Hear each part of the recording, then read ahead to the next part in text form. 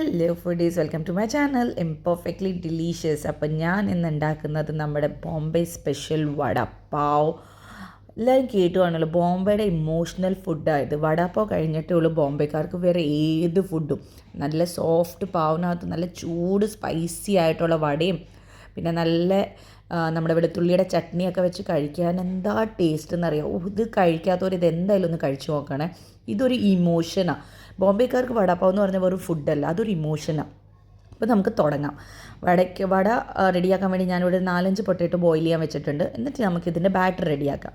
അപ്പോൾ ബാറ്ററിന് ഞാൻ 2 കപ്പ് കടലമാവ് എടുത്ത് കുറച്ച് ഉപ്പും കുറച്ച് മഞ്ഞൾപ്പൊടിയും എന്നിട്ട് വെള്ളം ഒഴിച്ചിട്ട് കുറേശ്ശെ വെള്ളം ഒഴിച്ചിട്ട് നല്ല ബീറ്റ് ചെയ്ത് ഒരു തിക്ക് കൺസിസ്റ്റൻസി, ഒരുപാട് തിക്കല്ല എന്നാൽ ഒരുപാട് തിന്നുമല്ല, അങ്ങനത്തെ കൺസിസ്റ്റൻസിയിൽ വെക്കണം.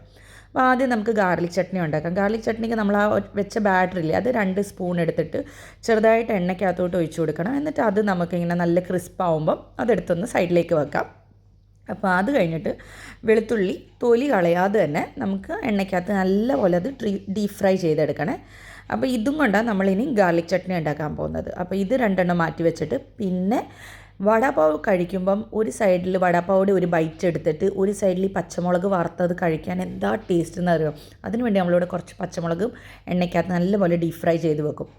അപ്പോൾ ചട്നി ഉണ്ടാക്കാൻ വേണ്ടി ആ വറുത്ത് വെച്ച കടലമാവിൻ്റെ ക്രിസ്പായ പാട്ടും പിന്നെ വെളുത്തുള്ളിയും പിന്നെ ഉപ്പും കുറച്ച് മുളക് പൊടി കശ്മീരി ചില്ലി പൗഡറും കൂടി ഇട്ടിട്ട് നമുക്കൊന്ന് കോഴ്സ്ലി, ഒരുപാട് ഫൈൻ പേസ്റ്റ് ആക്കരുത്, കോഴ്സ്ലി ഗ്രൈൻഡ് ചെയ്തെടുക്കണം. അപ്പോൾ നമ്മുടെ ഗാർലിക് ചട്നി റെഡി ആയിട്ടുണ്ട്.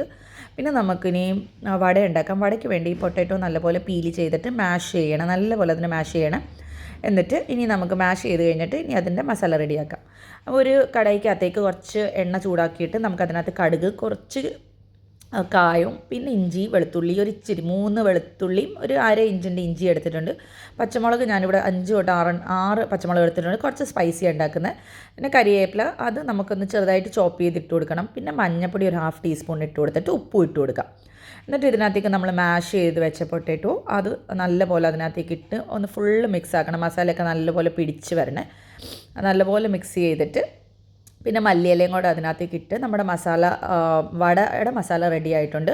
ഇനി നമുക്കതിനെ നല്ലൊരു ബോൾസ് ഷേപ്പിൽ റൗണ്ടായിട്ട് നമുക്കതിനെ ഷേപ്പ് കൊടുക്കാം. അപ്പോൾ നമ്മുടെ വട ഇവിടെ റെഡി ആയിട്ടുണ്ട്.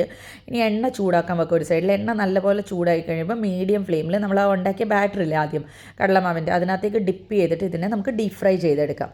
അപ്പോൾ ഇത് വേഗം ഒന്ന് ജസ്റ്റ് ഒന്ന് ഗോൾഡൻ ബ്രൗൺ, കാരണം പൊട്ടാറ്റോ ഒക്കെ വെന്തത്, അപ്പോൾ ഒരുപാട് നേരം നമുക്കിത് ചെയ്യേണ്ട ആവശ്യമില്ല. നല്ലപോലെ കോട്ടിങ് നല്ല ഗോൾഡൻ ആയി കഴിഞ്ഞ് ക്രിസ്പ് ആകുമ്പോൾ നമുക്ക് അതിൽ നിന്ന് എടുക്കാം. അപ്പോൾ നമ്മുടെ വട ഇവിടെ റെഡി ആയിട്ടുണ്ട്.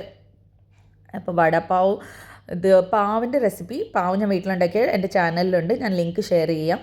അപ്പം വടപ്പാവ് റെഡി ആയിട്ടുണ്ട്. നിങ്ങൾ എന്തായാലും ഇതൊന്ന് ട്രൈ ചെയ്യണം. നിങ്ങൾക്ക് എൻ്റെ ചാനലിൽ എൻ്റെ വീഡിയോസൊക്കെ ഇഷ്ടപ്പെടുന്നുണ്ടെങ്കിൽ എൻ്റെ ചാനലിനെ ഒന്ന് ലൈക്ക് ചെയ്യണം, കമൻറ്റ് ചെയ്യണം, ഫ്രണ്ട്സുമായിട്ടൊക്കെ ഒന്ന് ഷെയർ ചെയ്യണം. അപ്പോൾ അടുത്ത റെസിപ്പി ആയിട്ട് നമുക്ക് വേഗം കാണാം. അപ്പോൾ എല്ലാവരും ഇത് ഡെഫിനറ്റ്ലി ട്രൈ ചെയ്തിട്ട് കമൻറ്റിൽ പറയണം കേട്ടോ ഇതെങ്ങനെ ഉണ്ടായിരുന്നെന്ന്. അപ്പം സീ യു, ബൈ.